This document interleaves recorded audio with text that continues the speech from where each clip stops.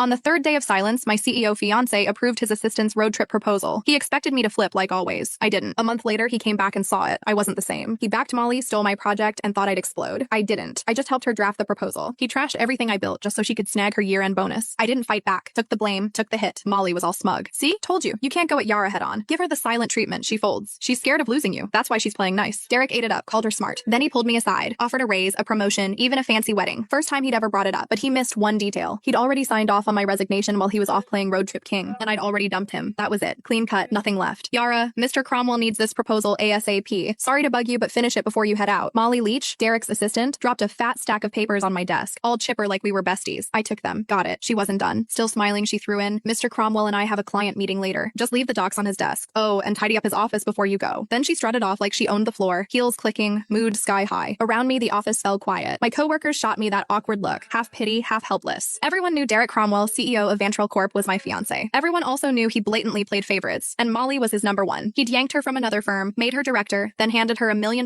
project I'd busted 2 months bringing in and prepping. When I pushed back, he called a team vote thinking everyone would back him. Wrong. The whole team voted for me, except him. Molly got 1 vote, his. He lost it, accused me of stirring up cliques, didn't just take the project away, he demoted me in front of everyone and slashed the salaries of the people who'd backed me. Nobody dared speak up. Later, he apologized, said didn't want it to look like favoritism, claimed Molly might feel left out. I used to believe that crap. Now, it's a joke. Molly couldn't even keep up with our interns. Didn't want it to look like favoritism. Please. He was straight up playing favorites. Everyone saw it but him. I heard footsteps upstairs and looked up. Derek. He showed up at the stairwell, glanced my way, then walked out without saying a word, changed into some casual suit. Even from here, I caught that cedar cologne. He never used to wear cologne. That one? Molly's gift. Yeah, he knew exactly what he was doing. He'd been pulling this kind of stuff for years. It started after I found their goodnight texts. Couldn't stay quiet. I confronted him. Derek said I was being petty. Then, like it proved some point, he used it as an excuse to make it official and moved Molly to work directly under him. The more upset I got, the harder he leaned in, dragging her to every social event, serving her food, even wiping her mouth at company dinners. When we fought, he'd ice me out. When I apologized, he'd round up his buddies to lecture me like I was some jealous mess. For a while, I actually blamed myself. Thought maybe I wasn't generous enough. Thought maybe that's why we ended up here. But on day 3 of one of his silent treatments, when I was too sick to even sit up and he still packed his bags for a trip with Molly, I gave up. That's when it hit me. He wasn't trying to be noble. He just used my pettiness as a shield so he could keep doing what he wanted without feeling guilty. Even if I hadn't caught those late night chats, he would have just found another excuse to be with her. After their latest business trip, they were still grabbing dinner, drinks, playing tennis, same routine. But something between them had changed. I could feel it. Not that it mattered. 5 years together, and it was done. This whole mess had dragged on long enough. I was the last one in the office, finishing up the proposal. Checked my phone. Molly had been busy posting. Candlelit dinner at some fancy spot. 2 plates of steak. Derek, all polished and perfect, cutting hers for her. Caption: steak cut by the CEO himself. It has to taste better. The comments were full of heart emojis and fangirling. A few clueless people even asked when the wedding was. Derek replied with 3 dots. Molly followed up with a cheeky emoji. No clarification, just like always. But